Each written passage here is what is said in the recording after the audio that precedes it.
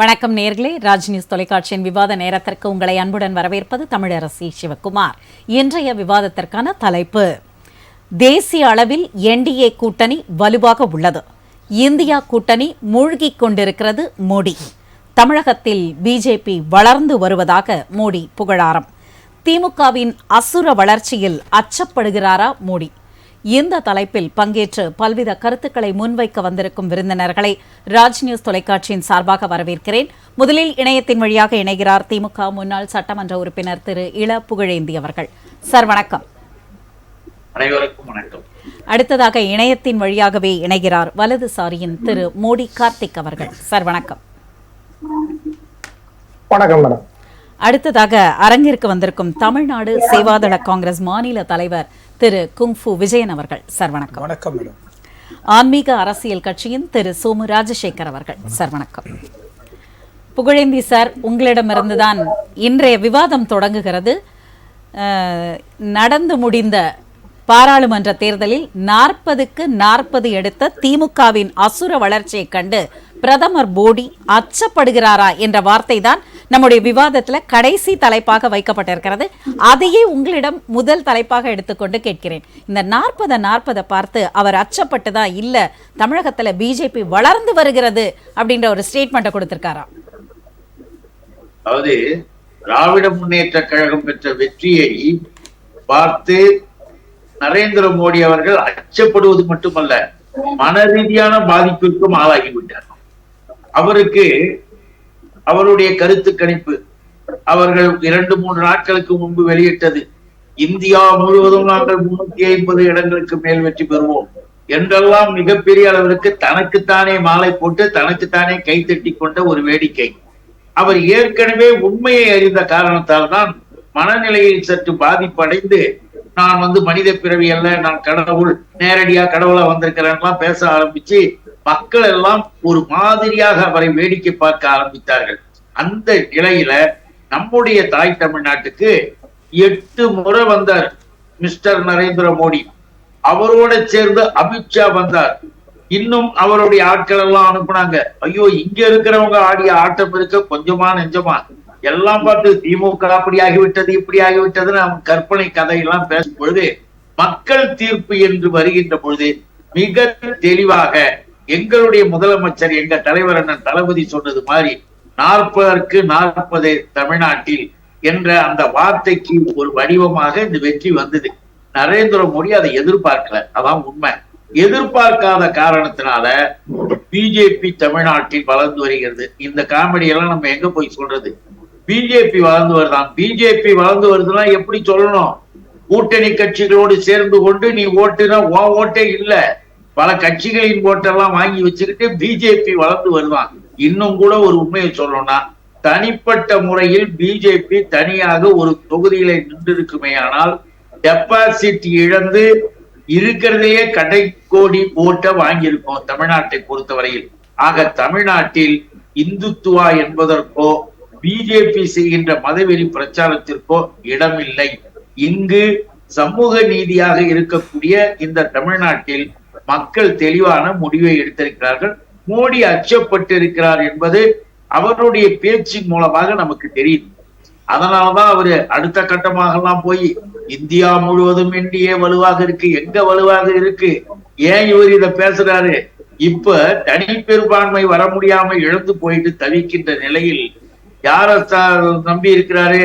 16 எம்பிகள் இருக்கக்கூடிய தெலுங்கு தேசம், 12 எம்பிகள் இருக்கக்கூடிய ஐக்கிய முன்னணி அந்த ஜனதாதளத்தை நம்பிதான் இவர் இருக்காரு. அவங்க தெளிவா சொல்லிட்டாங்க, நாங்க சொல்றது எங்களுடைய கருத்தையும் கேட்டாகணும், நீங்க உங்க விருப்பத்துக்கு செய்ய முடியாதுன்னு கண்டிஷன் போட்டு கடிதம் கொடுத்துட்டாங்களே, எங்களுக்கு முக்கிய துறையெல்லாம் கொடுன்ட்டாங்களே. அதுக்கு மேல மோடிக்கு ஏங்க பாதிப்பு வரதானே செய்யும். வெளியில ஒரு நடிக்கலாம், ஆனா தமிழ்நாட்டின் பாஜகவினருக்கு ஒரு மிகப்பெரிய வாழ்த்துக்களை தெரிவித்துள்ளாரே பிரதமர் மோடி அவர்கள். பிரதமர் மோடி வாழ்த்து தெரிவித்திருக்கிறார். தமிழ்நாட்டு பாஜகவினருக்கு மிகப்பெரிய வாழ்த்து தெரிவித்திருக்கிறார். வேற என்ன செய்ய முடியும் அவரு? இப்போ பாரதிய ஜனதாவை சேர்ந்தவர்களுக்கு வாழ்த்து தெரிவித்திருக்கார் என்றால், டெபாசிட் போகாமல் தப்பித்துக் கொண்டீர்களே, அதற்காக உங்களுக்கு நான் வாழ்த்து தெரிவிக்கிறேன் என்ற வார்த்தையை சேர்த்து இருக்கலாம். ஏன்னு கேட்டீங்கன்னா 4 கோடி ரூபாய் தேர்தல் செலவுக்கு பணம் சொல்லி நயினார் நாகேந்திரன் வழக்குல மாட்டி போலீஸ் புடிச்சு ஒரு பெரிய தகராறு நடந்துகிட்டு இருந்தது. அந்த அவ்வளவு கோடி ரூபாயை பிஜேபி அனுப்பி இருக்கிறதுக்கு அது ஒரு உதாரணமாச்சு. இன்னும் அது விசாரணைகள் இருக்கு, கைதும் பண்ணியிருக்காங்க, நமக்கு தெரியும். அதற்கு அடுத்ததாக மிஸ்டர் அண்ணாமலையினுடைய பேச்சுல நான் முடிஞ்சிருச்சு, என்னை எதிர்த்து நிக்கிறவர்கள் எல்லாம் யாருமே ஜெயிக்க முடியாது, திமுக டெபாசிட் போகும் வார்த்தைகளை அள்ளி போட்டனர். இன்னைக்கு அவர்கள் தோல்வி அடைந்து கீழே போய் விழுந்தாலும் கூட மண்ணுல விழுந்துட்டோம், ஆனா மீசையில மண்ணு ஓட்டல பாத்தியா அப்படின்னு செஞ்சுட்டாங்களாம். அதை மோடி அப்படியே வரவேற்று மகிழ்ச்சி அடைந்து நன்றி தெரிவிக்கிறார். 4 ஓட்டு வானா கூட என் கட்சிக்கு நீ உழைச்சன்னு நன்றி சொல்றது ஒரு தலைவனுடைய கடமை தான். அததான் மோடி செஞ்சிருக்காரு. சரிங்க சார், தொடர்ந்து பேசுவோம். கார்த்திக் சார், நீங்க சொல்லுங்க. அதாவது தமிழ்நாடு பாஜக தலைவர் அண்ணாமலை அவர்கள் செய்தியாளர்களை இந்த எலெக்ஷன் ரிசல்ட்டுக்கு முன்னாடி பார்க்கும்பொழுது முதல்வர் ஒரு மிகப்பெரிய நப்பாசையோட 40க்கு 40ன்னு சொல்லிட்டு இருக்காரு, அதெல்லாம் நடப்பதற்கான ஒரு வாய்ப்பே இல்லை, எழுதி வைத்துக் கொள்ளுங்கள் அப்படின்னார். ஆனா வந்திருக்கிற அந்த தேர்தல் முடிவுகள் பாத்தீங்கன்னா 40க்கு 40 திமுகக்கு தான் விழுந்திருக்கு. அது நப்பாசை அல்ல, அவருடைய அந்த தொலைநோக்கு பார்வைன்னு எடுத்துக்கலாமா? மக்கள் தீர்ப்பே மகேசனுடைய தீர்ப்பு சூழ்நிலை அவங்க சொல்றாங்க அப்படி. ஆனா அண்ணன் அவர்கள் இப்ப பேசும்போது சொல்லிடுறாரு, கூட்டணிகள் இல்லாட்டினா இவங்க டெபாசிட்டோட இழந்திருப்பாங்க அப்படின்னு. இன்ன வரைக்கும் திராவிட முன்னேற்ற கழகத்தினுடைய கடந்த வரக்கூடிய தேர்தல் வரலாறுகள் எல்லாம் நீங்க பாத்தீங்கன்னு சொன்னா அவர்கள் இதுவரை தனித்தை போட்டியிடக்கூடிய ஒரு சூழ்நிலை இல்லை, கிடையாது. அவர்கள் கம்யூனிஸ்ட் கட்சி, அது வலது இடது, அவங்களுக்கு தேவையான காங்கிரஸ், இப்படி அவங்களுக்கு கூட்டணி கட்சியை நம்பிதான் அவங்களுடைய வாக்கு சதவீதம் வந்திருக்குன்னு நம்மளும் எதிர்பார்க்கலாமா அப்படி? ஆனால் எங்களுடைய மாநில தலைவர் அண்ணாமலை அண்ணா அவர்கள் பொறுப்பேற்றதுக்கு பிறகு இவர்கள் எது நோட்டாவுடன் போட்டி போட்டுக்கின்ற கட்சி அப்படின்னு சொல்லிக்கொண்ட தமிழகத்தில் இன்று பாரதிய ஜனதா கட்சி ஒரு அசைக்க முடியாத ஒரு சக்தியாக வளர்ந்து வருகிறது என்று நாங்கள் சொல்லவில்லை. திராவிட முன்னேற்ற கழகத்தினுடைய பொதுச்செயலாளர் இருக்கக்கூடிய அண்ணன் துரைமுருகன் அவர்கள் சொல்லியிருக்கிறார். நேர் அண்ணன் அவர்கள் போன்றவர்கள் எல்லாம் சில நிகழ்ச்சிகளில் கலந்து கொள்ளும் போது பிசாசை போல் வளர்கிறார்கள் என்றெல்லாம் சொல்லியிருக்கிறார்கள். அதற்காக உதாரணம் இன்று தேர்தல் ஆணையத்தால் வெளியிடப்பட்ட அந்த வாக்கு சதவீதத்தை பார்க்கும்போது இரட்டை இலக்கை நோக்கி நாங்கள் பயணித்துக் கொண்டிருக்கிறோம். குறிப்பாக ஒரு 7 நாடாளுமன்றத்தில் 2ஆம் இடம் வருவது வேண்டும் என்று சொன்னால் கிட்டத்தட்ட ஒரு 40-50 சட்டமன்றத்தில் நாங்கள் எவ்வளவு வலுவாக இருக்கிறோம் என்று இந்த அரசியல் நோக்கர்களுக்கும் அரசியல் விமர்சகர்களுக்கும் அண்ணனமானி சட்டமன்ற உறுப்பினர்களுக்கெல்லாம் நன்றாக தெரியும் களம் எந்த சூழ்நிலையை நோக்கி பயணிக்கிறது என்று. அண்ணன் அவருக்கு தனக்கு சொல்ல வேண்டிய கருத்து என்னவென்றால், கடந்த உள்ளாட்சி தேர்தலிலே அண்ணன் அவர்கள் பொறுப்பேற்றதுக்கு பிறகு நாங்கள் தனித்துதான் களம் கொண்டிருக்கிறோம். எங்களுடைய சேர்மன், எங்களுடைய மாநகராட்சி கவுன்சிலர், நகராட்சி கவுன்சிலர்ல நாங்கள் வந்திருக்கிறோம். அதே போல் இப்ப நடக்கக்கூடிய நாடாளுமன்ற தேர்தலில் நாங்கள் எங்க தலைமையை ஏற்கக்கூடிய நபர்களும் இந்திய நாட்டினுடைய பிரதமராக நரேந்திர மோடி அவர்கள் வருவதற்கு எங்களை நம்பி யார் எங்க குதிரையில ஏறுகிறார்களோ அவர்களைத்தான் நாங்கள் குதிரையில ஏற்றி பயணித்திருக்கிறோம். இவர்களை போல இதுவரை துணிச்சல் உண்டா இவர் இந்தியா கூட்டணியுடைய பிரதமர் இவர்தான் என்று இவர்களால் அறிவிக்க முடியாது. ஏனென்றால் இன்னைக்கு ஒரு பேட்டி ஆயிருக்கு, டெல்லியில் ஆம் ஆத்மி கட்சி தனித்து போட்டியிடும் என்று சொல்லுகிறார்கள். இவர்கள் ஐஎன்டிஏ கூட்டணி என்ற பெயரில் இவர்களுக்குள்ளே ஒரு கருத்து வேறுபாடு, இவர்களுக்குள்ளே ஒரு ஒற்றுமை. இப்ப இவருக்கு வயிறறிச்சல் என்டிஏ கூட்டணி, தேசிய ஜனநாயக கூட்டணி தேர்தலுக்கு பிறகு அழைக்கப்பட்ட கூட்டணி கிடையாது. நாடு முழுக்க காஷ்மீர் முதல் கன்னியாகுமரி வரை தேசிய ஜனநாயக கூட்டணியினுடைய ஒரு கூட்டணி வலுவாக அமைத்து இந்திய நாட்டின் பிரதமர் இவர்தான் இந்திய நாட்டை வழிநடத்த போகிறார் என்று தெளிவாக மக்கள் மத்தியில் நாங்கள் வலியுறுத்தி சந்திரபாபு நாயுடு, பவன் கல்யாண், நிதிஷ்குமார் அவர்கள் போன்ற தலைவர்கள் எல்லாம் எங்கள் பின்னர் வரிசையை அணிவைக்கப்பட்டு இவர்தான் பிரதமர் என்று தெளிவாக கூறி வெற்றி பெற்று அவர்கள் தான் என்று எங்களை அடையாளப்படுத்திக் கொண்டிருக்கிறார்கள். இவர்கள் யாரும் நாங்கள் தேர்தலுக்கு பிறகு குதிரை பந்தய கூட்டணி நடத்தவில்லை. நாங்கள் மக்கள் தீர்ப்பை வரவேற்று மக்கள் எங்களுக்கு மெஜாரிட்டியான ஒரு எங்கள் என்டிஏ கூட்டணிக்கு வழங்கி இருக்கிறார்கள். ஒரு வரலாறு சொல்றீங்க, ராஜீவ் காந்தி பிரதமராக இவ்வளவு வளர்ச்சியை அடையக்கூடிய ஒரே தலைவன் எங்களுடைய தலைவர் நரேந்திர மோடி அவர்கள். அதனுடைய வளர்ச்சி தமிழ்நாட்டினுடைய பங்கு இருக்கிறது. எப்படி இருக்கிறது என்று சொன்னால் இன்று நாங்கள் இரட்டை இலக்கத்தில் எங்களுடைய வளர்ச்சியை நோக்கி பயணித்துக் கொண்டிருக்கிறோம். 2026 சட்டமன்றம் எங்களை நோக்கி பயணிக்கும் என்பது எல்லளவு சந்தேகம் கிடையாது. சரிங்க சார், கற்பனை கதையிலே எழுதிக்கிட்டே இருக்கட்டும். சரிங்க சார், நம்ம தொடர்ந்து பேசுவோம். விஜயன் சார், நீங்க சொல்லுங்க. அதாவது முக்கியமான ஒரு கருத்துக்களை அவங்க முன்வைக்கிறாங்க அப்படின்னா பிஜேபி சொல்றது என்ன? இப்ப கார்த்திக் சார் சொன்னதுன்னா, நாங்க தனித்து களம் கண்டோம்ல, அந்த தனித்து களம் காண முடியாதவர்களோட பெர்சன்டேஜோட எங்க பெர்சன்டேஜ் எப்படி நீங்க கம்பேர் பண்ண முடியும்? அடுத்து பாத்தீங்கன்னா, யாரெல்லாம் கூட்டணின்னு சொல்றீங்களா, கூட்டணியே கிடையாது, கூட்டணியோட தான் பலமா இறங்குறாங்க. அந்த கூட்டணிக்குள்ள கண்டிப்பா பலம் இல்லை, ஏன்னா எல்லாருமே எப்ப கிளம்புவாங்கன்னு தெரியாதுன்னு இந்த 2 குற்றச்சாட்டை தொடர்ந்து வைக்கிறார்கள். காங்கிரஸ் தலைமையில இவங்க எல்லாம் வந்து வலுவா இருக்க மாட்டாங்க, அவங்களுக்குள்ளேயே பிரச்சனை அதிகமா இருக்கு. உண்மைதான், கரெக்டாக தான் சொல்றாரு கார்த்திக். ஏன்னா அவங்க கூட்டணியில் யாருமே சேரலையே. ஃபர்ஸ்ட் எங்க கூட்டணியில் வந்து 7-8 கட்சிங்க சேர்ந்தாங்க. அவங்க கட்சியில் வந்துட்டு யாருமே சில்லற கட்சிங்களை தவிர யாருமே சேரலையே. முதல்ல அவங்க கூட்டணிக்கு யாருக்கும் போறதுக்கு விருப்பப்படல, ஏன்னா அது கட்சியே கிடையாது. அவங்க தமிழ்நாட்டில் ஜெயிக்க போறது கிடையாது. நான் தமிழ்நாட்டை மட்டும் சொல்றேன், ஜெயிக்க போறது கிடையாது. அது ஒரு பாயிண்ட். அவர் முதல்ல புரியாம பேசுறாரு. ரெண்டாவது வந்துட்டு இது வந்துட்டு லோக்சபாக்கினுடைய கூட்டணி தான், இது சட்டமன்றத்தினுடைய கூட்டணி கிடையாது. அதை நல்லா தம்பி புரிஞ்சுக்கணும். ஃபர்ஸ்ட் பேசும்போது தெளிவா பேசணும். இது வந்து என்டிஏ கூட்டணி வச்சிருக்கோம், அது என்டிஏ கூட்டணி தொடர்றதுக்கான வாய்ப்பு இருக்கு. ஆனா அது ஒன்றும் கன்ஃபார்ம் ஆகல. சட்டமன்றத்துக்கு இதே தான் இருப்போம்னு கன்ஃபார்ம் ஆகல. ரெண்டாவது இன்னொரு விஷயம்னா வந்துட்டு பிரதமர் ஐயா மோடி வந்துட்டு ரொம்ப நல்லா சொல்லிட்டு இருக்காரு, வந்துட்டு இந்தியா கூட்டணி சரிஞ்சிட்டே இருக்க. ஏன்னா அவருக்குன்னா கணக்கு தெரியாதா, கண்ணு தெரியாதா?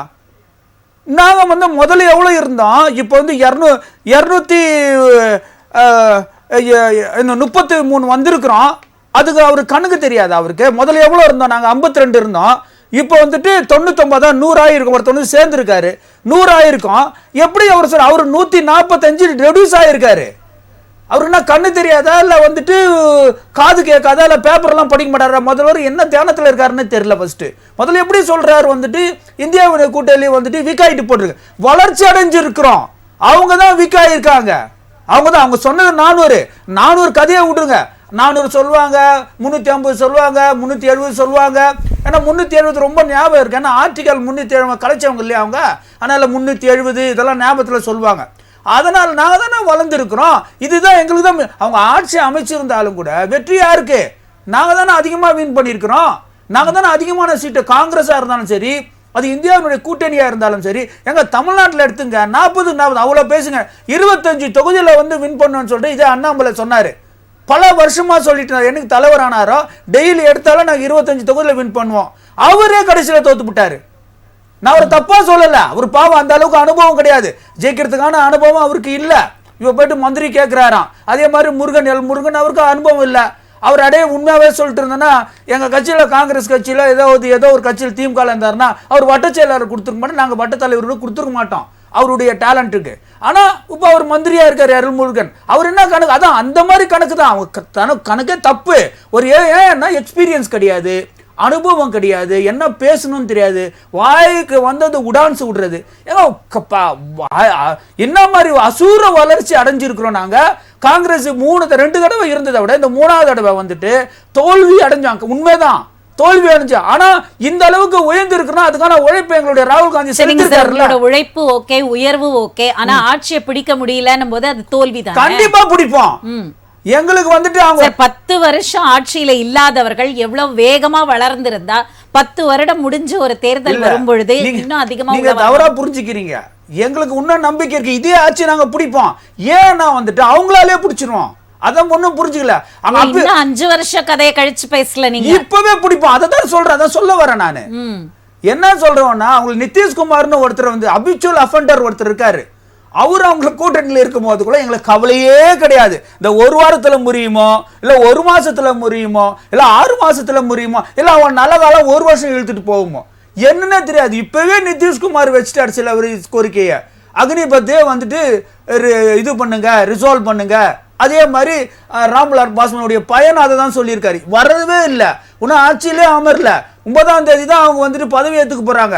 அதுக்கு முன்னாடி கேக்குறாங்க, இவங்க செய்யறாங்க செய்யல, அது அடுத்த விஷயம். ஆனா ஆட்சி நிலையாக இருக்க போகிறதா இல்ல? 100% இல்ல. சரிங்க சார், 100% இருக்கிறதுக்கான வாய்ப்பே கிடையாது. எப்படி இருக்கும்? இப்போ முதல்ல அவங்க மெஜாரிட்டியா இருந்தாங்க, இஷ்டம் போல. இப்போ வந்து அவங்க இஷ்டம் போல செய்வாங்க. கண்டிப்பா அந்த கூட்டணியில நல்லவங்களும் இருக்கிறாங்க. நாங்க அவங்க சொல்ற மாதிரி இந்தியா கூட்டணியில் இருக்கவங்கள மோசமானவங்க சொல்றோம் அப்படி நாங்க சொல்ல விரும்பல. கண்டிப்பா சந்திரபாபு நல்ல மனிதர் தான், நிதிஷ்குமாரும் நல்லவனா கால வருவாரு, அடிக்கடி கால வருவாரு ஒழிய அவர் நல்ல மனிதர் தான். நல்ல மனிதர் இருக்கிறதுனால அவங்க நல்ல ஆட்சி விரும்புவாங்க, அதுக்கு மோடி சரிபட்டு வர மாட்டார். அதனால அவர் மிக விரைவில், நான் ரொம்ப அதிகமா சொல்றேன்னு நினைக்கிறேன், 6 மாசம் 1 மாசம் இல்ல 1.5 மாசம் இல்ல 1 வாரம் கூட ஆகலாம், கலையறதுக்கான வாய்ப்பு எங்களுக்கு தெரியும், ஒரு வாய்ப்பு வரும். சரிங்க சார், நம்ம பேசுவோம். ராஜசேகர் சார், அதாவது என்னன்னா இன்னும் ஆட்சி அமைக்கல, அது அடுத்த விஷயம். இப்போ சொல்லும் பொழுது என்ன சொன்னாங்கன்னா, பிரதமர் மோடி அவர்கள் வழிகாட்டி நிதிஷ்குமார் அவர்களுக்கும் சந்திரபாபு நாயுடு அவர்களுக்கும் வழிகாட்டுறாரு, அவரோட தலைமையில வழி நடத்துறாரு. இல்ல, அவங்க 2 பேரும் தான் இவரையே வழி நடத்துறாங்க, இவர் ஆட்சி அமைக்க போறதே அவர்கள் இருவரால தான் அப்படின்னு சொல்ற வார்த்தைகளுக்கு அப்ப தனி மெஜாரிட்டின்றது it has become a very big question mark. அதெல்லாம் ஒன்றுமே இல்லைங்க. அதாவது 89ல் 197 சீட்டு வச்சுட்டு இருக்கக்கூடிய காங்கிரஸ் ஆட்சி அமைச்சாங்க. அப்படியே படிப்படியாக பார்த்தீங்கன்னா 232, 161, 182, எப்பயுமே காங்கிரஸ் சிங்கிள் மெஜாரிட்டியில் ஆட்சி அமைச்ச வரலாறே கிடையாது. ஆனால் பிஜேபிக்கு 2 முறை இருக்குது. இப்போது தனிப்பெரும் கட்சியாக 240 தொகுதிகளை பிஜேபி மட்டுமே பெற்று உலக அளவில் ஒரு பெரிய கட்சியாக இன்னைக்கு இருக்கிறாங்க. காற்றில் கரைஞ்ச காங்கிரஸ் எல்லாம் இதை பற்றி கவலைப்படுறதே எங்களுக்கு காமெடியாக இருக்குது. என்னன்னா திமுக 40 ஜெயிச்சிருக்கிறாங்க. ஆனால் இந்த புள்ளி கூட்டணி இன்னும் எத்தனை நாளைக்கு இவங்க அப்படியே பத்திரமா பாதுகாத்துப்பாங்கன்னு எங்களுக்கு தெரியல. முதல்ல நீங்கள் அதை போட்டு ஒரு ரூமில் போட்டு பூட்டி வைங்க. உங்கள் கூட்டணியில் எம்பியா இருக்காங்க இல்லைங்களா, இவங்களை நீங்கள் எத்தனை நாளைக்கு காப்பாற்ற போறீங்கன்னு நாங்களும் பார்க்குறோம். ஏன்னா இவங்க எல்லாருக்குமே நாங்கள் சொல்றதுல ஒரு ரியாலிட்டி இருக்கு. என்ன ரியாலிட்டின்னா, இவங்க யாருக்குமே கொள்கை சார்ந்த ஒரு கூட்டணி கிடையாது. இவங்க எல்லாருக்குமே ஒரு அச்சம். மோடி வந்துட்டாருன்னா நம்ம தலைக்கு மேலே ஒரு கத்தியை கொஞ்சம் இறக்கி விடுவார்ன்ற ஒரு பயத்தின் அடிப்படையில் இவங்கள முதல்லயே இவங்க சொன்னாங்க, யார் வரணுன்றதை விட யார் வரக்கூடாதுன்றதுக்காக இந்த கூட்டணியை. இப்போ மோடி வந்துட்டாரு, ரியலே இங்க என்ன நடக்கும், இவங்களை இவங்க காப்பாற்றிக்க தான் நினைப்பாங்களே தவிர திரும்பவும் இந்த முழுகிற கப்பலில் போய் ஏறி உட்காந்து, 2வது இன்னைக்கு வரைக்கும் அந்த கப்பலுக்கு கேப்டன் யாருன்னு தெரியல. முழுகிற கப்பல் தான், அது எந்த தூரம் போய் முழுகுன்னு இவங்களுக்கு தெரியாது. ஆனால் இவங்க மோடி ஆட்சி இன்னைக்கு போயிடுமா நாளைக்கு போயிடும் கவலைப்படுறாங்க பாருங்களா. ஒரு தேசியவாதியாக திரு சந்திரபாபு நாயுடு அவர்களும் இவங்க 1000 சொல்லலாம் நிதிஷ்குமாரை பற்றி. இன்னைக்கு 2 பேரும் மிக அழகாக சொல்லிட்டாங்க, எந்த நேரத்திலையும் மோடி அவர்களுக்கு பக்கபலமாக தான் நாங்கள் இருப்போம்னு சொல்லிட்டாங்க. இதை இவங்க தீர்க்கமாக முடிச்சுக்கணும். ஒன்னொன்று அண்ணன் சொன்னார், தமிழ்நாட்டில் கூட்டணி கட்சி ஓட்டு தான் அப்படின்னாரு. இதே திமுக மேடைக்கு என்ன சொன்னாங்களாம், கூட்டணிக்கு ஆளே இல்லாமல் அண்ணாமலை உதிரி கட்சிகளை இந்த சின்ன சின்ன அமைப்புகள்லாம் சேர்த்து, அப்போ தேர்தலுக்கு முன்னாடி சின்ன சின்ன அமைப்பாக தெரிஞ்சவங்க இன்னைக்கு பிஜேபி தனிப்பெரும் அடையாளத்தோடு பல லட்சம் வாக்குகளை பெற்று தமிழ்நாட்டில் 2வது இடம் வந்ததுக்கு பிறகு திமுக என்ன சொல்றாங்கன்னா, குனிஞ்சு விழுந்தாலும் மீசையில் மண் ஓட்டக்கூடாது, நோட்டாவோட போட்டி போட்ட கட்சின்னு சொன்னவங்க இன்னைக்கு என்ன சொல்றாங்க, கூட்டணி கட்சி ஓட்டு. சார் நாங்கள் என்ன சொல்கிறோம், எங்ககிட்ட பெரிய கட்சியே கிடையாது, நீங்கள் தான் சொன்னீங்க, நாங்கள் சொல்ல, நாங்கள் எல்லாரையும் மதிக்கிறோம், எங்கள் கூட அரவணைப்போடு இருந்த அத்தனை கட்சியை நாங்கள் மதிக்கிறோம். ஆனால் திமுக என்ன சொன்னாங்க தேர்தலுக்கு முன்னாடி, இதெல்லாம் ஒரு கட்சியா, இதெல்லாம் ஒரு கூட்டணியான்னு கேட்டாங்க. இன்னைக்கு அந்த கூட்டணி தான் தமிழ்நாட்டில் ஒரு மிகப்பெரிய வாக்கு வங்கியை வச்சிருக்கிறாங்க. குறிப்பாக திரு அண்ணாமலை அவர்கள் தமிழ்நாட்டில் எங்க கூட்டணியில அதிக வாக்கு பெற்ற 4 லட்சம் ஓட்டு வாங்கியிருக்கிறாரு. சரி, அரவணைப்பு அப்படின்றது தான் எங்களோட மிகப்பெரிய தன்மை. நாங்க எல்லாரையும் தேசிய அளவிலும் அப்படிதான். சரி, மாநில அரசியலே கேட்கிறேன். ஆனால் மாநிலத்தில் ஒரு மிகப்பெரிய கட்சியான அதிமுகவை ஏன் அரவணைக்க தவறிவிட்டது? அதுங்க ஏற்கனவே அதிமுகவில் 2-3 பிரிவுகளாக பிரிந்து இருக்கிறாங்க. இன்னைக்கு திமுக 40 ஜெயிச்சிருக்குன்னு சொன்னா இந்த 3 வருஷம் அப்படியே பாலாறும் தேனாரும் தமிழ்நாட்டில் ஓடுது. இவங்க மத்தியில போய் வேற ஏதாவது முக்கணியை கொண்டு கொடுப்பாங்கன்னா ஓட்டு போடல. இயற்கையாகவே இருந்த அந்த கூட்டணியுடைய வலிமை அதிமுக ஓட்டு 3-2 பிரிஞ்சிருக்கு. பாஜக தன்னுடைய பலத்தை தமிழ்நாட்டில் நிரூபிக்க வேண்டும். ஆனா ஒரு நிமிஷம், நாங்க நிரூபிக்கணும், நாங்க நிரூபிச்சிட்டோம். இதுவே நீங்க எங்களுக்கு இந்த கூட்டணி வலிமையாக இருந்துச்சுன்னா இன்னைக்கு திமுக பாதிக்கு பாதி கூட வந்திருக்காது. இதுதான் சார் நான் என்ன கேட்கிறேன், போன தேர்தலுக்கும் இந்த தேர்தலுக்கும் திமுக வாங்கின வாக்கு எவ்வளவு? நீங்க நல்லாட்சியே கொடுத்திருந்தா கூட திமுகவை அரவணைக்கல. அதுதாங்க நாங்க சொல்றோம். அதாவதுங்க எடப்பாடியோட தலைமை ஏத்துக்கிறவங்க கொஞ்சம் பேர் இருக்கிறாங்க, அங்க பாஜகவோட ஒரு முரண்பட்ட ஒரு 4 பேர் இருக்கிறாங்க. அவங்களுக்கு எடப்பாடியை ஏத்துக்கிறதுக்கே மனசு இல்ல. அதாவது நம்ம கூட அமைச்சராக இருந்தவர் நம்ம இவர் தலைமை ஏற்றுக்கணுமான்னு சொல்லி குழி பறிக்கிறாங்க. இந்த விஷயத்தை எடப்பாடியார் புரிஞ்சுக்கணும். எதனால நமக்கு மத்திய அரசாங்கத்தோடு இருந்த நல்ல உறவு கெட்டுச்சுன்னு சொன்னா, அவரோடு இருக்கக்கூடிய ஒரு 4 பேர் தினசரி டிவியை சந்திக்கிறவங்க, இவங்க தான் மத்திய அரசாங்கத்தோடு இருந்த உறவை கெடுத்து, இது மத்திய அரசு உறவு கெடுக்கிறது கிடையாது, எடப்பாடியாரை காலவாரி விடணும். இப்போவாது எடப்பாடியார் வீழ்ச்சிக்கணும். மத்திய அரசாங்கத்தோடு இருந்தா நமக்கு என்ன பலன், பிஜேபியோடு இருந்தா நமக்கு என்ன வலிமை, இப்ப இவங்க பேச்சை கேட்டவங்க தோத்துருக்கோம்னு சொல்லி ஆத்ம பரிசோதனை வந்து எடப்பாடியார் தான் பண்ணணும். இல்ல இப்ப நீங்க சொல்ற விஷயம் காதுல கேட்டுச்சான்னு தெரியல. எடப்பாடி பழனிசாமி அவர்கள் வந்து 3வது முறையாக பதவியேற்க மோடி அவர்களுக்கு வாழ்த்துக்களை சொல்றேன். அதாவதுங்க நான் இப்பவும் சொல்றேன், எடப்பாடியார் அவர்களோ அல்லது அதிமுக பல தலைவர்களோ மத்திய அரசோடு இணக்கமா போனோம் தான் நினைச்சாங்க. அங்க கட்சிக்குள்ள சில முரண்பாடுகள், ஏற்கனவே தலைமை பிரச்சனை இருக்கு. இந்த நேரத்தில் இவங்க சொல்றதை கேட்கலைன்னா இருக்கக்கூடிய கட்சியும் இவங்க உடைப்பாங்களே என்ற ஒரு அச்ச உணர்வு தான் அதிமுக திராவிட முன்னேற்றத்தில் இருக்கு. ஏற்கனவே அங்க பல கூறுகளா பிரிஞ்சிருக்கிறாங்க. இப்ப இருக்கிற 4 பேரையும் விட்டோம்னா 4 பேர் என்ன பண்ணுவாங்கன்னு தெரியும். அந்த 4 பேர் பேரை சொல்ல விரும்பல. இவங்க எடப்பாடியாரை காலி பண்ண விட மாட்டாங்க. அண்ணாமலை அவர்கள் வந்து ஜெயலலிதாவாக இருக்கட்டும் இல்ல எம்ஜிஆர் அவர்கள் இருக்கட்டும் அவங்கள பத்தி எல்லாம் ஒரு நெகட்டிவ் கமெண்ட்ஸ் கொடுத்துட்டே இருந்ததுனாலதான் மிகப்பெரிய அதிருப்தி அதிமுகவில் வந்து பிஜேபி கூட சேரக்கூடாதுன்னா காக்கா உட்கார பணம்பழம் விழுந்த கதையா? எதையுமே அண்ணாமலை இட்டுக்கட்டியோ நடக்காத ஒரு சம்பவத்தையோ சொல்லல. ஒரு மேற்கோள் காட்டி பேசுறாரு. அண்ணாதுரை இது மாதிரி மதுரையில பேசினாரு, அதற்கு வந்து தேவர் ஐயா வந்து சரியான பதிலடி கொடுத்தாருன்னு ஒரு கூட்டத்தில் சொன்னதை ஃப்ரண்ட்லயும் பாதியும் கடைசியிலும் கட் பண்ணிட்டு நடுவுல நமக்கு என்ன தேவையோ அதை மட்டும் எடுத்துக்கிட்டு அண்ணாதுரை பத்தி பேசிட்டாரு. இப்பவும் சொல்றேங்க, அந்த 4 பேர் தான் இந்த கூட்டணி முடிவுக்கு காரணமே. எடப்பாடியார் கண்டிப்பா உணர்வாரு. உணர்ந்து வரக்கூடிய அந்த 26 தேர்தல்ல வந்து கண்டிப்பா பாஜகவோடு தான் அதிமுக இருக்கும். அது அவங்களுடைய முடிவு இருந்தா கூட சொல்றேன், அவங்க தோல்விக்கு காரணம் உங்களோடு இருந்த 4 பேர் தான். ஒரு விஷயம் அண்ணனுக்கு சொல்லிடுறேன், தமிழ்நாட்டில் வந்து பிஜேபி வந்து தோத்ததுக்கு வந்து மிகப்பெரிய சரிவுன்னு சொல்லியிருக்காரு. இவங்களுடைய வேட்பாளர் கணபதி ராஜ்குமார் அவர்கள் அவர் சொந்த பூத்துல அண்ணாமலையை விட அவர் வாங்கியிருக்கிற ஓட்டு வந்து 309. ஆனா அவர் அண்ணாமலை வாங்கியிருக்கிற ஓட்டு வந்து 309, ராஜ்குமார் வாங்கியிருக்கிறது 229. அப்ப ஏறக்குறைய 100 வாக்குகள் அந்த வேட்பாளருக்கு எதிராக தான் பதிவு பண்ணியிருக்காங்க. அப்ப திமுக ஏத்துக்கிட்டாங்கலாம் கிடையாது. இங்கேயும் திமுக எதிரான மனநிலைமை இருக்கு. அதிமுகவும் பாஜகவும் பிரிஞ்சிருந்தா அந்த வாக்கு சதவீதத்தின் அடிப்படையில் நீங்க ஜெயிச்சிருக்கிறீங்க. மக்கள் தீர்ப்பு நாங்க ஏத்துக்கிறோம். ஆனா உண்மையின் நிலவரத்தை சொல்லணும். உடனே திமுக ஏத்துக்கிட்டாங்க, திமுக தான் தமிழ்நாட்டில் சொல்றதெல்லாம் வந்து அபாண்டமா இருக்கு. சரிங்க சார், இந்த கருத்து குறித்து புகழேந்தி சார் என்ன சொல்றான்னு பார்க்கலாம். சார், அதிமுகவும் பிஜேபியும் பிரிந்திருந்ததுனால தான் இந்த திமுகவுக்கு 40-40 அப்படின்றது நடந்திருக்கு. இது திமுகவிற்கான வாக்குகளாகவோ இல்ல தொகுதிகளாவோ அவர்கள் நினைத்து விடக்கூடாது அப்படின்னு சொன்ன கருத்துக்கு உங்களோட பதில் என்ன சார்? என்னுடைய கருத்து என்னன்னு கேட்டீங்கன்னா, நம்முடைய பார்வையை கொஞ்சம் நல்லா நீண்ட காலத்திற்கு செலுத்தணும். திராவிட முன்னேற்ற கழகம் என்பது 1957 இருந்து தமிழ்நாட்டில் தேர்தலில் நிற்பதும் அதன் மூலமாக படிப்படியாக வாக்குகளை பெற்று ஆட்சியில் பல முறை வந்ததும் எல்லாருக்கும் தெரியும். நாம நாடாளுமன்ற தேர்தலில் மிகப்பெரிய வெற்றியை தொடர்ந்து பெற்றுக்கொண்டு வருபவர்கள் தான். தேர்தல் நேரத்துல நாம் எடுத்து வைக்கின்ற வாதங்கள் மற்றவைகள் ஒரு புறம் இருந்து மக்களுடைய ஆதரவு, இன்னைக்கு இருக்கின்ற இந்த ஆட்சி தமிழ்நாட்டில் நடந்து கொண்டிருக்கின்ற திராவிட மாடல் ஆட்சிக்கு மக்களின் ஆதரவு அமோகமாக இருக்கு. ஏன் சார் போன பதிவை விட இந்த பதிவுல வாக்கு சதவீதம் குறைஞ்சது? பல நாடுகள் எங்க தலைவருடைய திட்டத்தை பல மாநிலங்கள்ல இப்ப கொண்டு போய் சேர்த்துக்கிட்டு இருக்கிறாங்க. எல்லாம் கேட்கறாங்க, நாங்களும் செய்யறோம்னு. அந்த அளவிற்கு கல்வியில முதன்மையான மாநிலம். மனசாட்சி இருக்கவங்களுக்கு தெரியும், வெறும் அரசியல் பேச்சு அல்ல. இப்படி மகளிருக்கான நன்மைகள் நலத்திட்டங்களை எல்லாம் நம்முடைய மாநில அரசு செய்கிறது. அதை மக்கள் நன்றியோடு வரவேற்று வாக்கும் அளிக்கிறார்கள். இந்த வாக்களிக்கின்ற நிலையிலேயே நீங்க ஒண்ணு பார்க்கணும், அதிமுகவுக்கும் இந்த பாஜகவிற்கு இருக்கிறத பத்தி கேட்டீங்க. ஒரு உண்மை என்னன்னா, இந்த அதிமுக பாஜக எல்லாம் ரொம்ப நெருங்கி ஒருத்தருக்கு ஒருத்தர் ரொம்ப சொந்தம் கொண்டாடுறவங்க தான். அப்படி இருந்த இந்த மக்கள் ஏன் இந்த பிரிவு? தெளிவாக எடப்பாடி கட்சியை சேர்ந்த அமைப்பை சேர்ந்தவர்கள் அப்ப சொன்னது என்ன தெரியுமா? பாஜக கூட சேர்ந்தோம்னா நமக்கு விழற ஓட்டு கூட விழாம போயிடும், அதனால முதல்ல இதை விட்டு வெளியில போயிடணும்னு ஓடினாங்க. அப்படி ஓடும் போது இவங்க திரும்பி கூப்பிடும் போது எடப்பாடி என்ன சொன்னாங்க? நோ, இனிமே இந்த பாஜக கூட நாங்க உறவுக்கு தேர்தல் ஊருக்கு வரமாட்டேனாங்க. அந்த அளவிற்கு பாரதிய ஜனதா கூட இருந்தா நமக்கு விழற 100 ஓட்டும் 50 ஓட்டா மாறிடணும் பயந்து ஓடிய அந்த நிகழ்ச்சியும் நீங்க நினைச்சு பார்க்கணும். ஆனா பாரதிய ஜனதா என்ன பண்ணுச்சு? எல்லா இடத்துக்கும் போய் அவங்கள பாக்குறது இவங்கள பாக்குறது கூப்பிடுறது, எல்லாருமே இவங்க கிட்ட வர்றதுக்கே பயந்தாங்க.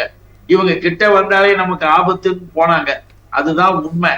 ஆக இந்திய துணைக்கண்டத்தில் நடைபெறுகின்ற மக்களவை தேர்தல், நாடாளுமன்ற தேர்தல், இந்த நாடாளுமன்ற தேர்தல்ல எடுத்து வைக்கின்ற பிரச்சனைகளும் மற்றவைகளும் மக்களுக்கான பிரச்சனைகளாக எடுத்து வைத்து வாக்கு கேட்பது என்று ஒண்ணு இருக்கு. ஆனா அதை எல்லாத்தையும் விட்டுட்டு அடுத்தவங்களை கேவலமா பேசுறது, இழிவா பேசுறது, இதையே பேசிட்டு ஒட்டுமொத்தமா போய் சேர்ந்தாங்க. நாம அதுக்குள்ளலாம் இப்ப போக நான் விருப்பப்படல. இல்ல, வாக்கு சதவிகிதம் குறைஞ்சதுக்கான விளக்கம் கொடுங்க அண்ணே.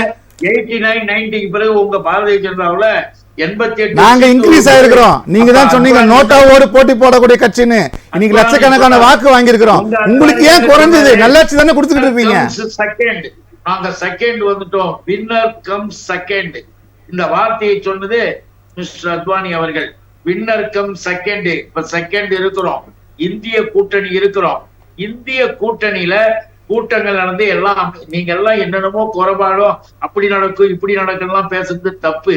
அந்த கூட்டணி கூட்டத்திலையும் நாம் எதிர்கட்சியாக, சரியான முறையான எதிர்கட்சியாக இருந்து மக்களுக்கு நன்மைகளை செய்ய வேண்டும் என்று அந்த கூட்டத்தில் முடிவெடுத்தாங்க. 2 பேர் 2 கட்சியை சேர்ந்தவங்க மட்டும் இல்ல நாம ஆட்சி அமைக்கலாம், வாய்ப்பு வந்தால் ஆட்சி அமைப்பது வேறு, ஆனால் நாம் சரியான எதிர்கட்சியாக இருந்து மக்களுக்கான நன்மை செய்யணும்னு முடிவெடுத்திருக்கிறாங்க. அதுல இன்னொன்னு நீங்க கவனிக்கணும். சார் சொன்னாரு, அது அரசியல் ரீதியா அவங்க சொன்னது அவங்களுடைய பார்வை வேறு விஷயம், அதை நான் தப்பு சொல்ல. ஆனால் நாங்க சொல்றது எங்களுடைய பார்வையில் மட்டுமல்ல, நடந்தது என்ன, மக்கள் பார்வைக்கு வந்தது என்ன. திரு ராகுல் காந்தி அவர்கள் எதிர்கட்சியினுடைய தலைவராக இருக்க வேண்டும் என்று இந்திய கூட்டணி அத்துணை பேரும் ஏற்றுக்கொண்டு இன்றைக்கு செயல்பட்டு கொண்டிருப்பதை ஒரு காலம் நினைச்சு பார்க்கணும். சரிங்க சார், நம்ம தொடர்ந்து பேசலாம் சார், நம்ம தொடர்ந்து பேசலாம். அதாவது நம்பர் ஆஃப் சீட்ஸ் எவ்வளோ அப்படின்றத தாண்டி இப்ப பெர்சன்டேஜ் ஆஃப் ஓட்ஸ் எவ்வளோ அப்படின்றதுதான் விவாத பொருளாக இருக்கிறது. நம்ம ஒரு விளம்பர இடைவேளைக்கு பிறகு விரிவாக பேசுவோம். ராஜ் நியூஸ் தொலைக்காட்சியின் விவாத நேரத்தின் நேயர்களே, தற்போது ஒரு சிறிய விளம்பர இடைவேளை. கார்த்திக் சார், நீங்க சொல்லுங்க.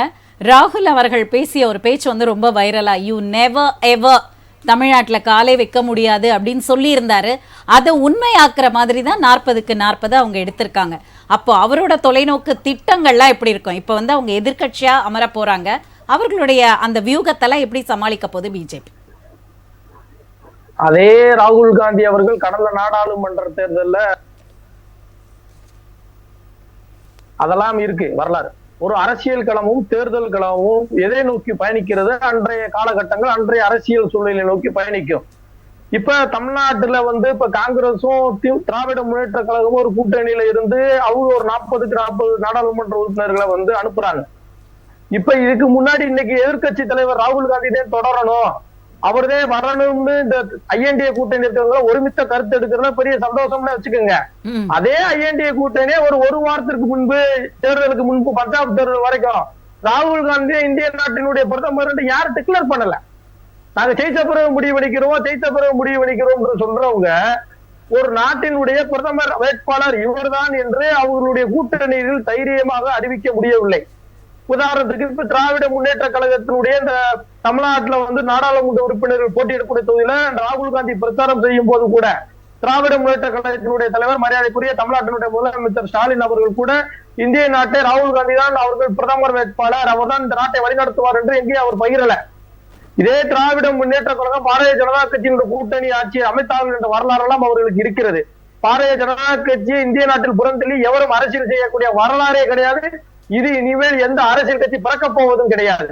ஒரு வரலாறு சொல்கிறோம், ஒட்டுமொத்த அரசியல் கட்சிகள் ஒரே அணியில் திரண்டு ஒரு நாட்டினுடைய பிரதமரை எதிர்க்கிறார்கள் என்று சொன்னால் அவர்களுக்கு அதனுடைய வலிமை புரியும். அனைத்து அரசியல் கட்சிகளுக்கும், எங்க அரசியல் கட்சிகளுக்கு எல்லாம் ஒரு அறிவுரை நாங்கள் என்னவென்று சொல்ல வேண்டும் என்றால், நரேந்திர மோடி நம்முடைய சாதகம் என்னவென்றால், அவர் எம்எல்ஏ முதலமைச்சராக அந்த குஜராத் மாநிலத்துக்கு நுழையும் போதே வெற்றி பெற்றுதான் நுழைந்த நபர். அவர் இதுவரைக்கும் எந்த தோல்வியும் சந்திக்காத நபர், இனிமேலும் சந்திக்க போவதில்லை. அதை இன்னைக்கு என்டிஏ கூட்டத்தினுடைய வாயிலாக அனைவருக்கும் தெரியப்படுத்தினார். அது போல் இவர்கள் சொல்கிறார், நிதிஷ்குமார் அவர்கள் எப்ப வேணாலும் எங்கிட்ட வந்துருவார் என்று. எங்கிட்ட இருக்கும் போது அவர் கவுத்துருவாரா, ஐஎன்டிஏ கூட்டணி இருக்கும் போது கவுத்த மாட்டாரா? ஏங்க நீங்க ஐஎன்டிஏ கூட்டணி உருவாக்கும் போது உங்களை கவுத்தி விட்டுட்டு இங்க வந்தாரு. அதனால உங்களை மாணிக்கு வள பிடிக்கிற இடத்துல நாங்க இல்ல. உங்களுக்கு ஐஎன்டிஏ கூட்டணியில இருக்கக்கூடிய நிதிஷ்குமாரை கூப்பிட்டு நீங்க எப்படிதான் ஆட்சி அமைக்கலாம், சந்திரபாபு நாயுடு ஐயாவை கூப்பிட்டு எப்படின்னா ஆட்சி அமைக்கலாம் என்று பகல் கனவு காண்டுட்டு இந்த இடத்துல இன்னைக்கு ஒரு சம்பவம் நடந்ததுக்கு பிறகு அவர்களுக்கு ஒரு அதிர்ச்சியான சம்பவங்கள் ஏற்பட்டுள்ளது. இந்திய நாட்டினுடைய பிரதமராக மக்கள் 292 அப்படின்ற நம்பரை தேசிய ஜனநாயக கூட்டணி கொடுத்திருக்கு. நாங்க ஏதோ மேஜிக் நம்பர்ல நாங்க ஆட்சியை பிடிக்க வரல. நாங்கள் இவங்க அனைவரும் சேர்ந்து வாங்கக்கூடிய நாடாளுமன்ற உறுப்பினர் எண்ணிக்கையும் பாரதிய ஜனதா கட்சியினுடைய நாடாளுமன்ற உறுப்பினர் எண்ணிக்கையும் பார்க்கும் போதே இவர்கள் எங்களிடம் ஒப்பிடவில்லை. நாங்கள் இந்திய நாட்டை வழிநடத்தக்கூடிய இடத்தில் இருக்கிறோம், அதுக்கான நம்பர் எங்கள்கிட்ட இருக்கிறது என்றுதான் நாங்கள் எங்கள் ஆட்சி அமைக்கிறதுக்கான எல்லா சூழலையும் உருவாகி இருக்கிறோம். மீண்டும் 5 ஆண்டுகளில் இவர்கள் சொன்னார்கள் அரசியலமைப்பு சட்டத்தை மாற்றி விடுவார்கள் என்று. அவர்களுக்கெல்லாம் பதிலடியாக இன்றைக்கு என்டிஏ கூட்டணி இந்த ஆண்டு பொறுப்பேற்கும் போது நாங்கள் ஞாயிற்றுக்கிழமை பொறுப்பேற்கும் முன்னாடி அரசியலமைப்பு சாசனத்தை வணங்கி நாடாளுமன்றத்தில் வணங்கி ஒட்டுமொத்த 140 கோடி மக்களுக்கு, குறிப்பாக எதிர்க்கட்சி தலைவர் அண்ணன் ராகுல் காந்தி முதல் எங்க தமிழ்நாட்டு முதலமைச்சர் ஸ்டாலின் ஐயா அவர்கள் வரைக்கும் அவருடைய கவனத்திற்கு கொண்டு போகும் விதமாக நாடாளுமன்றத்தில் அரசியலமைப்பு புத்தகத்தை வணங்கிதான் அந்த என்டிஏ கூட்டணியோட தலைவராக பொறுப்பேற்றிருக்கிறார். அதே வரலாறு நாடாளுமன்றத்திற்காக பிரதமராக பதவியேற்று உள்ளே போகும்போது நாடாளுமன்றம் என்பது இந்திய நாட்டினுடைய கோவில், அதை நான் தொட்டு வணங்கிதான் போவேன் என்று ஒரு நாட்டினுடைய பிரதமர் செய்திருக்கிறார் என்று சொன்னால் அவர் மக்களுக்கு வழி நடத்தி கொண்டிருக்கிறார். மக்கள் மீண்டும் அவரை தேர்ந்தெடுக்கிறார்கள். நாங்கள் அதற்கான பயன்களே நலத்திட்டங்களை கொண்டு வந்து சேர்ப்போம் என்று சொல்லிக் கொள்கிறோம். சரிங்க சார். விஜயன் சார், நீங்க சொல்லுங்க.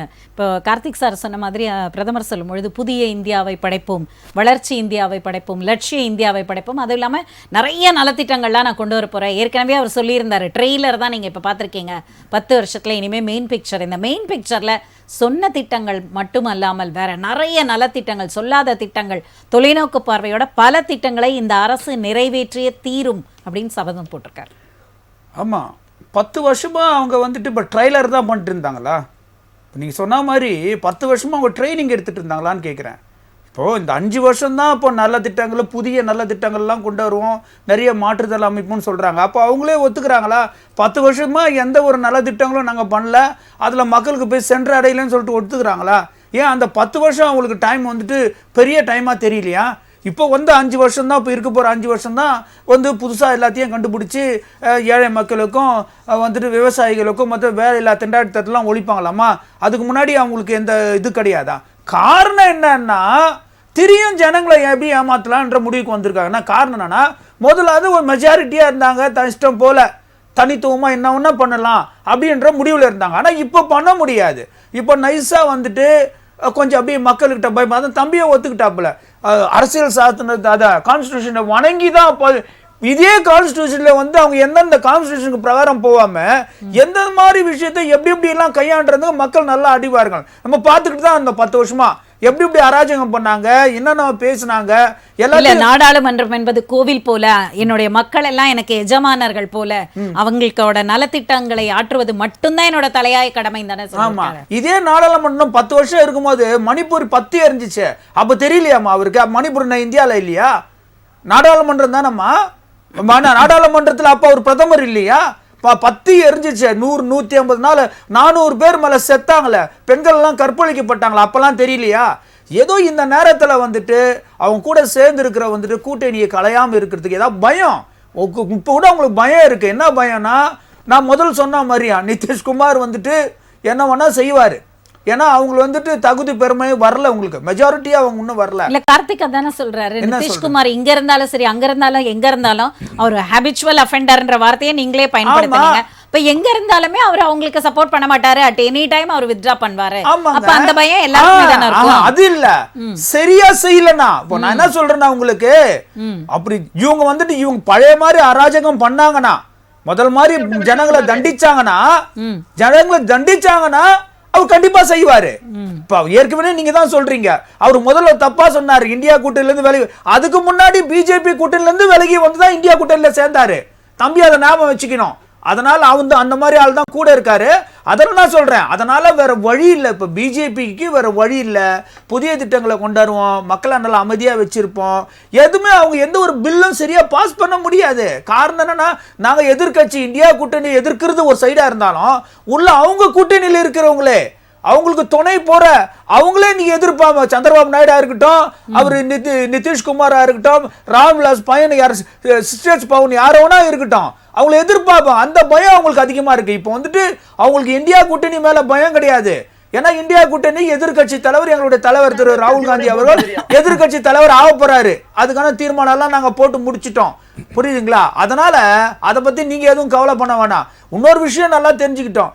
இவரும் நம்முடைய நண்பர் இவரும் சொன்னாரு, கார்த்திகன் சொன்னாரு, தலைவரே இல்லாம. ஏங்க முதல்ல வந்துட்டு பிரைம் மினிஸ்டர் கேண்டிடேட்லாம் அனௌன்ஸ் பண்ணுவாங்க, கான்ஸ்டிடியூஷன்ல கிடையாதுங்க. ஃபர்ஸ்ட் அதை தெரிஞ்சுக்கிங்க. ஃபர்ஸ்ட் எலெக்ஷன் முடிஞ்சு அவங்க எலெக்ஷன் ரிசல்ட் வந்ததுக்கு அப்புறம் ஒன்னா கூடி தான் முடிவெடுப்பான். இதுதான் வந்துட்டு நடைமுறை. காலப்போக்குல மாறி இருக்கலாம், ஓகேங்களா? முதல்ல அதனால அது முதல்ல நீங்க தெளிவுபடுத்துங்க எது மக்களுக்கு தேவை. இல்ல 10 ஆண்டுகளாக நல்லாட்சி தந்த பிரதமர்ன்றதுனால எங்களால தைரியமா கை காட்ட முடிகிறது இவர்தான் பிரதமர் வேட்பாளர்னு. ஆனா அங்க இருக்கிற கூட்டணியில ஒரு தகுதி வாய்ந்த தலைவரை இல்லாதனால உங்களால சொல்ல முடியலன்னு தானே அவரை தவிர வேற யாரும் உங்களுக்கு வந்துட்டு லாக்கி கிடையாது, புரியுதுங்களா? அதை தான் நான் சொல்றேன். எங்க தலைவர் ராகுல் காந்தி என்ன தெரியுமா சொல்றாரு, ஜெயிக்கிற தருமையில இருக்கும்போது கூட அவர் வேணான்னா ரிஃப்யூஸ் பண்றாரு. இப்ப கூட ரிஃப்யூஸ் பண்ணாரு. இப்ப எதிர்கட்சி தலைவர் கூட வேணானாரு. தெரியும் எல்லாரும் கூடி அவர்கிட்ட பேசி இருக்கிறாங்க, மறுக்க வேண்டாம்னு பேசி இருக்கிறாங்க. அதனால நாங்க ஆசைப்பட்டு பாருங்க, அதான் சொல்றேன். அதுக்கு தகுதி யாருமே இல்லைன்னு சொல்ல முடியுமா?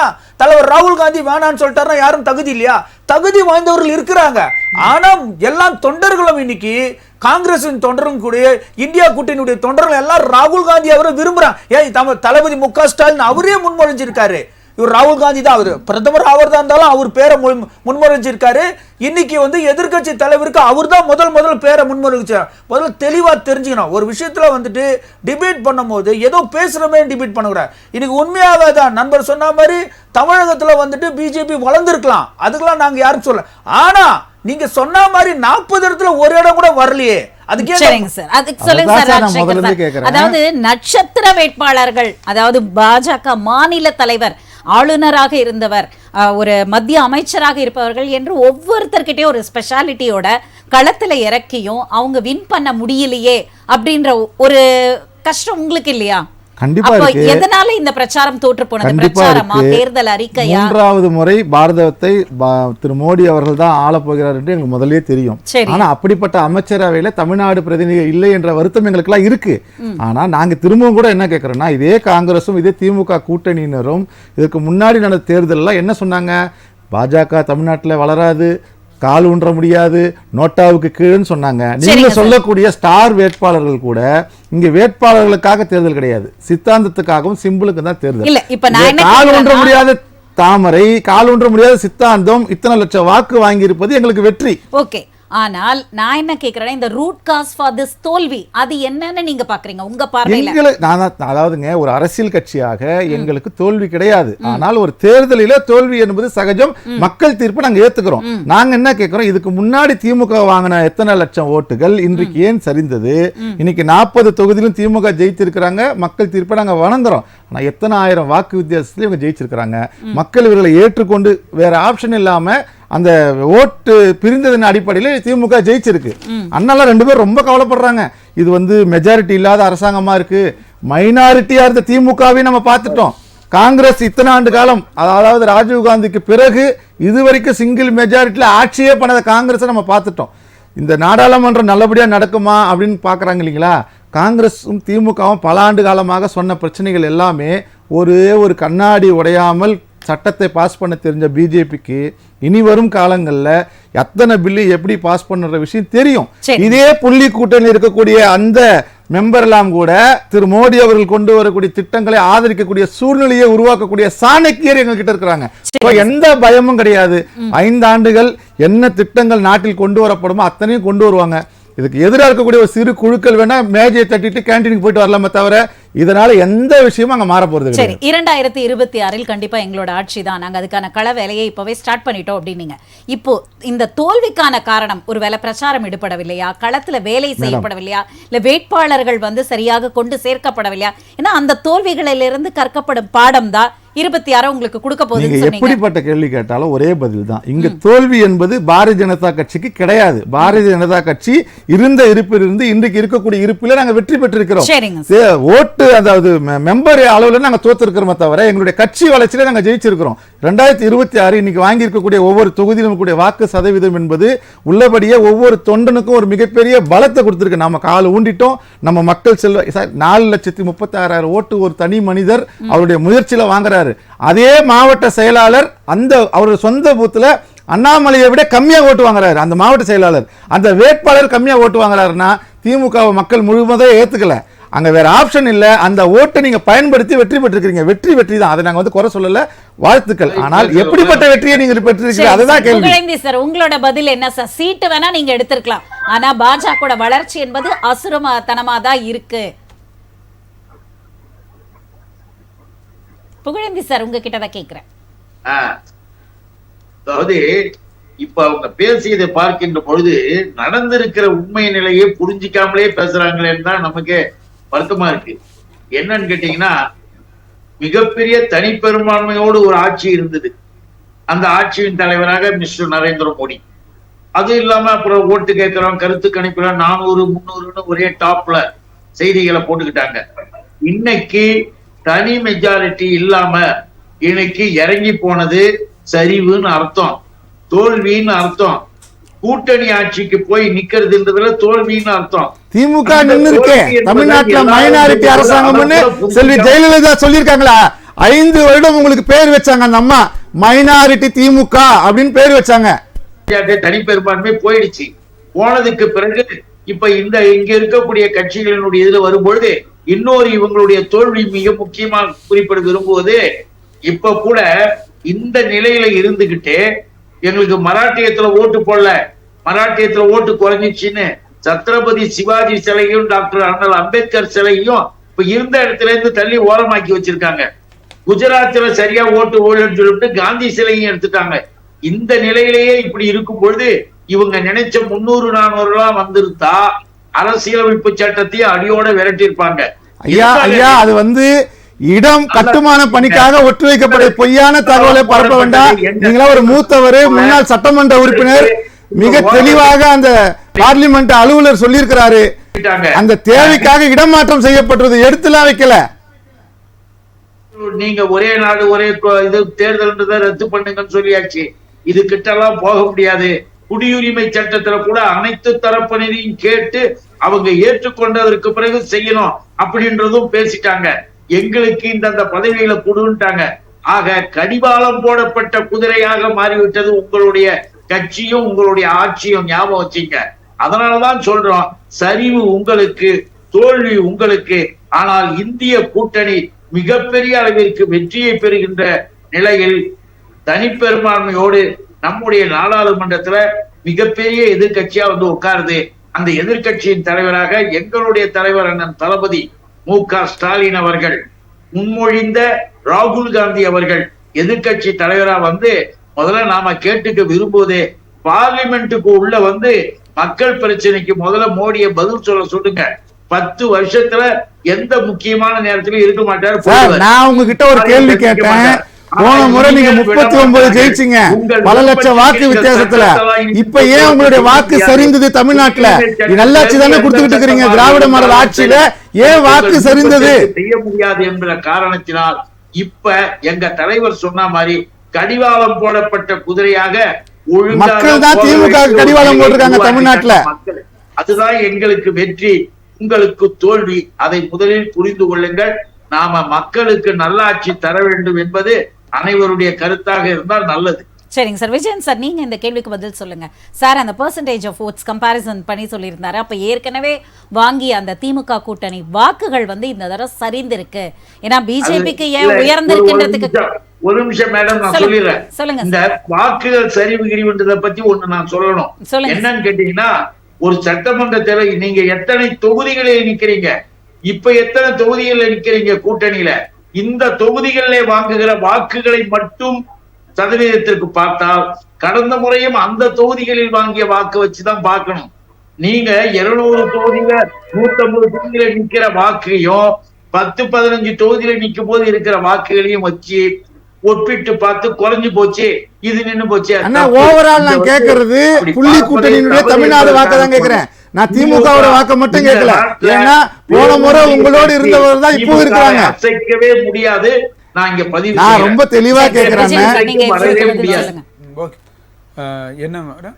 இல்ல அவங்க கேட்கறது அந்த பெர்சன்டேஜ் ஆஃப் ஓட் அப்படின்றது சரிந்திருக்கு தமிழகத்துல திமுக கூட்டணிக்கு.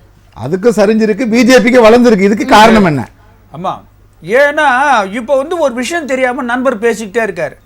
10 வருஷம் இவங்க ஆண்டிருக்கிறாங்க, 10 வருஷம் ஆண்டிருக்கிறாங்க, பிஜேபி ஆண்டிருக்கிறாங்க, பவர்ல இருக்கிறாங்க, மணி பவரும் இருக்குது, மசூல் பவரும் இருக்குது. அதனால அது ஒரு பெரிய அதிசயமா பேசணும்னு அவசியம் கிடையாது. இதே வந்து அவங்க மேல கொண்ட திருப்தியில தான் வளர்ந்திருக்குன்னு அவரோட கருத்து. அப்படி இல்ல, அப்படி கிடையாது. ஓட்டு எப்படி ஓட்டு வந்துட்டு ஜனங்க வந்து ஒரு ஆட்சி மேல விருப்பப்பட்டு தான் போடுவாங்க. ஆனா இவங்க கிட்ட இது இல்லாம வந்துட்டு எக்ஸ்ட்ரா ஆர்டினரி ஒன்று வச்சிருக்கிறாங்களே, மணி பவரும் மசில்ஸ் பவரும் இருக்கிறதுனால கொஞ்சம் அளவுக்கு வளர்ந்துருக்கலாம். அதான் முதல்ல இருந்தே சொல்லிட்டு இருக்காது. 2வது வருஷம் மத்தியில 10 வருஷமா ஆட்சி ஆண்டுட்டு இருக்காங்க. இன்னொரு விஷயம்னா வளர்ந்தது என்ன சொல்றேன், புள்ளி கூட்டணி எப்பயுமே ஸ்ட்ரெயிட்டா கேள்விக்கு பதில் சொல்லுங்க. தமிழ்நாட்டுல பாஜக வளர முடியாதுன்னு சொன்னீங்க, உங்க ஓட்டு சரிஞ்சிருக்கு. பிஜேபிக்கு லட்சக்கணக்கான வாக்கு கூடி இருக்கு. எந்த அடிப்படையில கூடி இருக்கு? அரசு அர்ஜென்ட் படாதீங்க, கொஞ்சம் நீங்க அதை விட்டுட்டு பொறுமையா கேளுங்க சார். விளக்கமா சொல்லுங்க. பொறுமையா கேளுங்க சார், அர்ஜென்ட் படாதீங்க. நாங்களும் ஒத்துக்கிறோம், நாங்க இல்லன்னு சொல்ல உங்களால அடாவடித்தனமா இல்லன்னு சொல்ல மாட்டோம். நாங்க என்ன சொல்றோம்னா 10 வருஷம் இருந்திருக்கீங்க ஆட்சியில, மத்தியில இருந்திருக்கீங்க. இருக்கும் போது வந்துட்டு உங்களுக்கு எல்லாமே இருக்குது. அது என்னென்ன இருக்குதுன்றது உங்களுக்கு நல்லா தெரியும். அதனால எங்களை நீங்க கம்பேர் பண்ண, நாங்க மத்தியில 10 வருஷம் இல்ல, இங்க திமுக கூட கூட்டணியா தான் இருக்கிறோம். ஆனா மந்திரி சபையில எங்களுக்கு இடம் கிடையாது. நல்லா கேளுங்க, நார்மல் கூட்டணி தான். அப்படி இருக்கும் போது எங்களுடைய பெர்சன்டேஜை நாங்க கூட்டி தான் வச்சிருக்கோம் இல்லையா, முதல்ல இருந்ததை விட நல்லா தான் இருக்கு. ஆனா நீங்க 1% கூட்டினீங்க, நீங்க ஜெயிச்சு காட்ட வேண்டியதானே. நானா கேக்குறேன், இருங்க. நாங்க வளரக்கூடிய கட்சி, நாங்க கால் ஊன முடியாத கட்சி சார். நீங்க கால் ஊன்றி பேரம்பேத்தி எடுத்த கட்சி.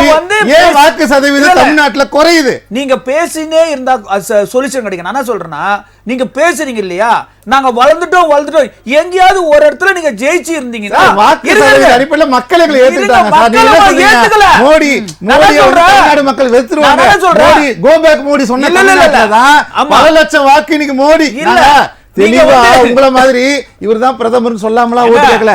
இவர்தான் பிரதமர், இதுதான் பிஜேபி ஆட்சி சொல்லி ஓட்டு கேட்டோம். இத்தனை லட்சம் ஓட்டு போட்டுருக்கோம். உங்களால ஏன் வாங்க முடியல? டாபிக்க மாத்தி பேசுறீங்க. நான் தெளிவா சொல்றேன், நான் எதையுமே மாத்தல. நாங்க ஓட்டு தமிழ்நாடு ஏத்துக்க மாட்டாங்கன்னு சொன்னது நீங்க. இத்தனை லட்சம் ஓட்டு யாருக்காக போட்டாங்க? அவசரப்பட்டு பேசாதீங்க, நாங்க சொல்றோம்.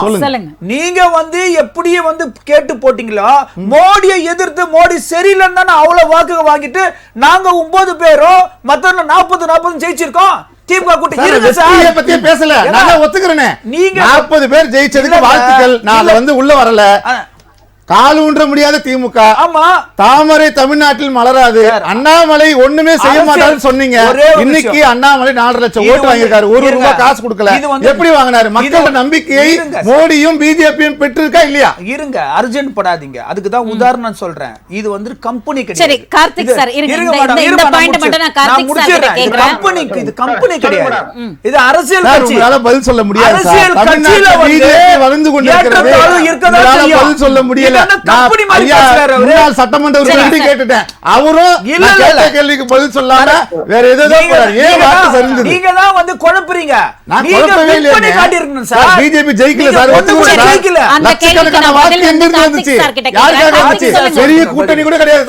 பிஜேபியோட கூட்டணி வைக்க முடியாத கட்சிகள் ஜெயிக்கவே முடியாது. ஏன்னா பிஜேபியோட கூட்டணி வைத்துத்தான் ஆக வேண்டும். தேசிய கட்சி அதை அவாய்ட் பண்ணவே முடியாது. பிரதமர் இத்தனை தரம் இங்க தமிழ்நாட்டுக்கு வருகை புரிந்தார், பிரச்சாரம் செய்தார், ரோட் ஷோ செஞ்சார். இதெல்லாம் தாண்டி ஏன் ஒரு சீட்டு கூட ஜெயிக்க முடியலன்னு கேட்டிருக்காரு விஜயன் சார். உங்களோட பதில் என்ன? ஆமா மேடம், நாங்க சொல்றோம், காஷ்மீர் முதல் கன்னியாகுமரி வரை அரசியல் களத்தை நோக்கி நாங்கள் பயணித்துக் கொண்டிருக்கிறோம். சரி, இதே ஒரிசா மாநிலத்துல ஆட்சியே பிடிக்க முடியாத மாநிலம். இன்னைக்கு முதல் முறையாக பாரதிய ஜனதா கட்சி ஆட்சி அமைச்சிருக்கோம். சரி, இதே மாதிரிக்கு கேரளாவில பல போராட்டங்களை நடத்தி பல அரசியல் கட்சியினுடைய விழிப்புணர்வுகளை எதிர்த்து இன்று நாங்கள் கால் பதித்து அங்குடைய எங்கள் எண்ணிக்கையை தொடங்கி இருக்கிறோம். அதே போல இங்கே ஒண்ணும் நாங்க சாதாரணம் இல்ல. பொன் ராதாகிருஷ்ணன் அவர்களை வெற்றி பெற்று அமைச்சராகிய இதே நரேந்திர மோடி ஏற்றுக்கொண்ட மாவட்டம் கன்னியாகுமரி மாவட்டம் இருக்கு. சரி, அதனால இன்னைக்கு இருக்க அரசியல், அன்னைக்கு இருந்த வாக்கு சதவீதமும் இன்னைக்கு இருக்க வாக்கு சதவீதம் நீங்க பார்க்கும் போது அங்க உட்கார்ந்து இருக்கக்கூடிய எல்லா அரசியல் கட்சிக்காரர்களுக்கு தெரியும். மத்திய பிரதேச ஒரு சீட்டோட காங்கிரஸ் கட்சி ஜெயிக்கலையே. தமிழகம் பத்தி தான் கேக்குறேன். நீங்க நார்த் இந்தியால இருந்து ஒரு எக்ஸாம்பிள், கேரளால இருந்து ஒரு எக்ஸாம்பிள், எல்லாமே ஓகே. தமிழகத்துல ஏன் முடியல? தமிழகத்தில 40க்கு 40 அவங்க நாடாளுமன்ற உறுப்பினர்கள் ஜெயிச்சிருக்காங்க. மக்கள் அவர்களுக்கு கொடுத்துருக்காங்க. அதுல எங்களுக்கு மாற்று கருத்து இல்ல. ஆனா நாங்கள் இதற்கு அடுத்தபடிக்கு வந்திருக்கோம். நாங்கள் அடுத்து வெற்றி பெறக்கூடிய இடத்துக்கு வந்திருக்கோம். இதே 40க்கு 40 வரக்கூடிய காலகட்டமா எங்களுக்கு வரும். இன்னைக்கு சட்டமன்ற உறுப்பினர்கள் இல்லாத இடத்துல இருக்கும். சரிங்க சார், இதோட சேர்த்து உங்களோட நிறைவான கருத்துக்களை பகிர்ந்து கொள்ளுங்கள் கார்த்திக் அவர்களே. நிறைவான கருத்துக்களை சொல்லிருங்க கார்த்திக். சட்டமன்ற உறுப்பினர்கள் தொடங்காம இருந்த காலகட்டத்திலேயே 4 சட்டமன்ற உறுப்பினர்களை இன்றைக்கு தமிழக சட்டசபைக்கு அனுப்பிச்சிருக்கோம். அதே மாதிரிக்கு எங்களுடைய வாக்கு சதவீதமானது இன்று இரட்டை இலக்கை நோக்கி பயணித்துக் கொண்டிருக்கிறது. அதே நம்முடைய நாட்டினுடைய பிரதமர் நாடாளுமன்றத்தை தெளிவாக பதிவிட்டிருக்கிறார். நாங்கள் ஒரு எழுதப்பட்டிருக்கிறது, அது எதை நோக்கி பயணிக்கும் என்பது நன்றாக தெரியும் அப்படின்னு சொல்லியிருக்கிறார். அது எதை நோக்கி பயணிக்கும் என்பது 2026 தெரியும். அதே களம், அரசியல் களம் பாரதிய ஜனதா கட்சியை நோக்கி இருக்கும் என்று தெளிவுபடுத்துகிறோம். நன்றி சார். விஜயன் சார், உங்களுடைய நிறைவான கருத்துக்கள். அதுதான் என்ன சொல்றோம்னா, இப்ப என்டிஏ கூட்டணி வந்துட்டு அரசாங்கம் அமைக்கிற மாதிரி வந்துட்டு முடிவாயிருக்கு. நாங்க என்ன சொல்றோம்னா, கண்டிப்பா இந்த தடவையாவது நீங்க மக்களுக்கு வந்துட்டு மக்களை புரிஞ்சுக்கிட்டு மத ரீதியா யாருமே பிளவுபடுத்தாம நல்லாட்சி செய்யணும்னு தான் நினைக்கிறோம். கண்டிப்பா நல்லாட்சி செஞ்சோம்னா, நல்லாட்சி செய்யாத போது கண்டிப்பா இந்தியா கூட்டணி அதை எதிர்க்கும். இந்த பாசிச பாஜக அரசை எதிர்த்து எப்பவும் எதிர்த்து போராடும் என்பதை இந்த நேரத்தில் தெரிவித்துக் கொள்கிறேன். சரிங்க சார். ராஜசேகர் சார், உங்களுடைய நிறைவான நீங்க ஒரு கேள்வி கேட்டீங்க, மோடி அவர்கள் தமிழ்நாட்டுக்கு இத்தனை முறை வந்ததுனால கூட ஏன் ஒரு சீட்டு கூட ஜெயிக்க முடியலன்னு. தமிழ்நாட்டினுடைய பாஜக மாநில தலைவர் திரு அண்ணாமலை அவர்கள் உழைப்பிற்கும் பிரதமர் அவர்கள் வருகைக்கும் தமிழக மக்கள் கொடுத்த பரிசு தான் இத்தனை லட்சம் வாக்குகள். வெற்றி தோல்வி என்பது இறுதி கட்டத்தில் வந்து ஒரு ஓட்டில் தோத்தவும் ஜெயிச்சவங்க கூட இருக்கிறாங்க.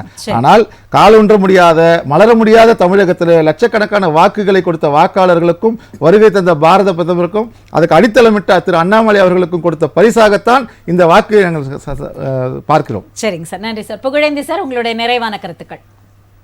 கருத்தாக ஒன்று மட்டும் சொல்ல விரும்புறேன். மிஸ்டர் நரேந்திர மோடி அவர்கள் அவருடைய சொந்த மாநிலத்தில் கூட அவர் நிக்க முடியல. யூபியில ராமர் கோயில் கட்ட இருக்கிற அந்த ராமர் கோயில் தொகுதியும் தோத்து போச்சு. ஏற்கனவே வாக்கு வித்தியாசம் போச்சு. எதுக்காக சொல்றேன்னா, கொஞ்சம் அவருடைய நிலைப்பாடுகளை சரியாக புரிஞ்சுக்கிட்டு எதிர்கட்சி தலைவரும் எங்களுடைய தலைவரும் இந்த இந்திய மக்களுக்காக எடுத்து வைக்கிற பிரச்சனைகளை ஏற்று நல்லாட்சி நடத்தணும்ன்றதுதான் நம்முடைய கருத்தாக. நன்றி சார், நன்றி நன்றி. இன்றைய விவாதத்தில் பங்கு கொண்ட அத்துணை பேருக்கும் ராஜ் நியூஸ் தொலைக்காட்சியின் சார்பாக மனமார்ந்த நன்றிகளை தெரிவித்துக் கொள்கிறேன். நேயர்களே, மீண்டும் அடுத்த நிகழ்ச்சியில் உங்களை சந்திக்கும் வரை நன்றி கூறி விடைபெறுவது தமிழரசி சிவகுமார்.